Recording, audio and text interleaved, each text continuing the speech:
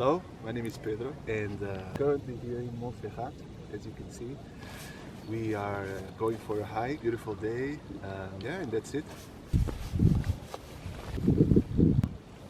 We are currently here in Montserrat, as you can see. These are beautiful mountains shaped across millions of years. As you can see behind me, there's these rings that go all the way through the mountains. This was made by a volcanic eruption millions of years ago. Millions of years ago. This was just rocks, erosion. And after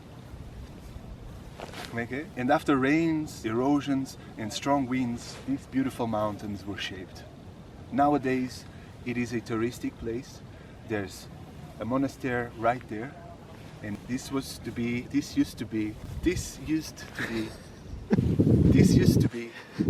the place where the priests, nuns all came together here to enjoy the peace, the environment, the surroundings, the nature.